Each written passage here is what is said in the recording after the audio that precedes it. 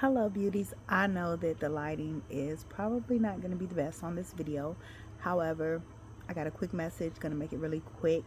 If you have a young child that stays up all night, please just take a few minutes and bear with me, okay?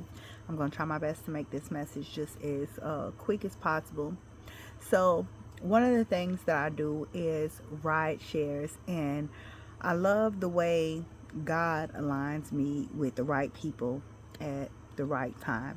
I had a couple that was probably about in their early mid 20s that was with their young child, and the child connected with me instantly, was very open with me, and was telling me about how, let me backtrack.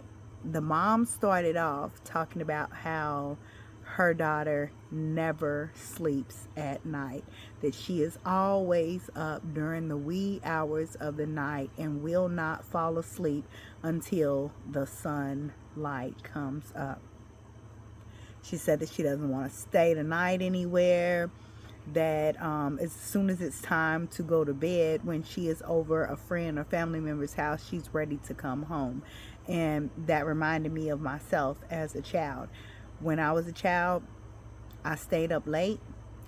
I did not want to go and stay the night over other people's houses, because at night was when the spirits were very active for me, and that was when the spirits got a chance to bully me. So I would stay up all night.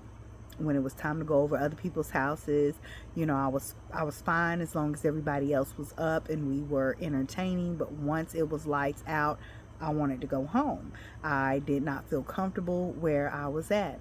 And so, as the mom is talking about how this child loves to stay up, I felt that energy, and I felt the presence of a dark entity attached to this child.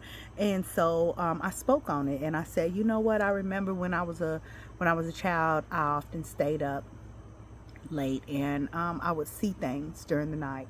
And so I would go to my parents and I would tell them that there was someone inside my room, and it would scare me to the point to where I would keep going back and I would keep telling them about this energy that was inside the space. And it got to the point to where my parents would say, look, if you come into my room one more time, I'm gonna whoop your ass.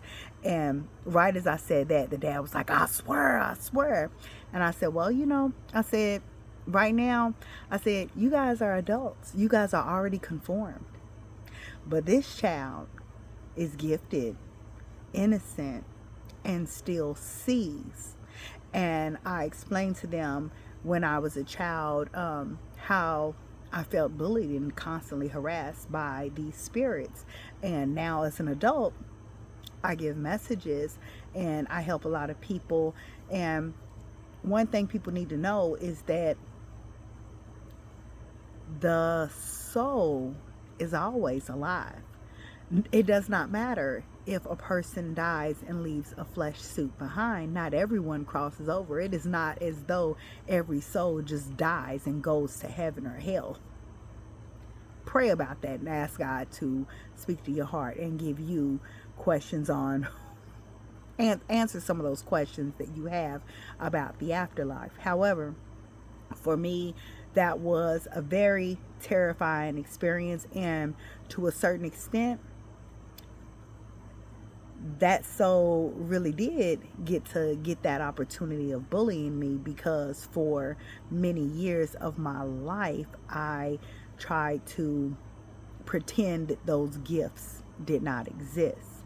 And when a person pretends that those gifts do not exist, this is the way it looks. It's like God is giving you a gift and you just slap that gift out of his hand and say, I don't want that. If God gives someone a gift, that gift is meant to help others. So if you have a child that is up late at night, that is scared to go to sleep, and saying that there is something inside its space, will it hurt to listen? Will it hurt to actually take some action steps to help this child. It could be as simple as opening up the Bible to Psalms 91, which is God's protection prayer.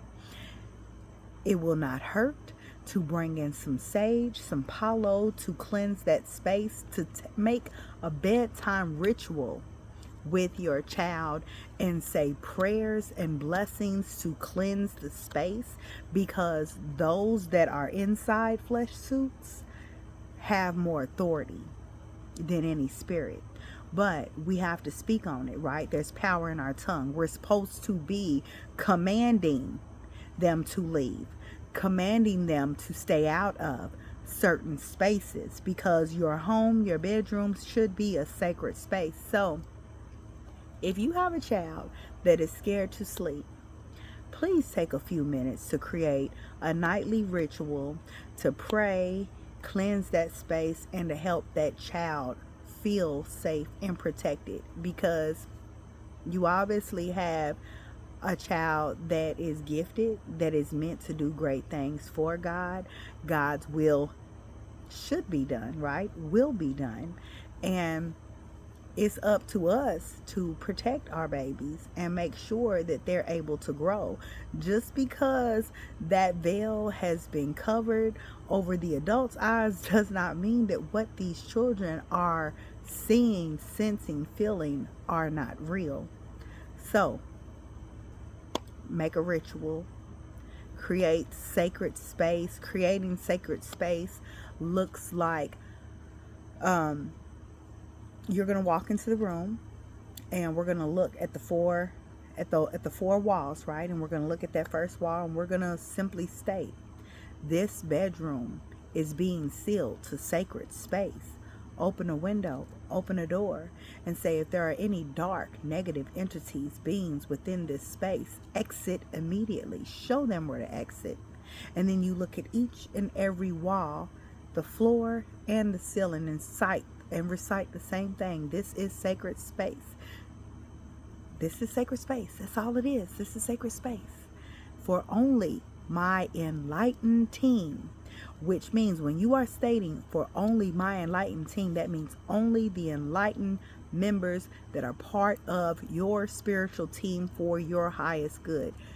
Help that child sleep at night.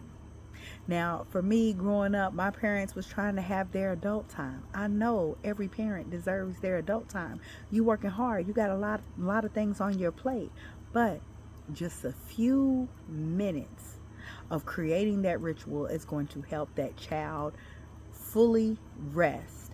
But also, it's so important, because what happened for me was it created such a fear that I wanted to pretend that gift didn't exist, all the way to the point to I did not sense, feel, or see anything for quite some time, until I matured a bit.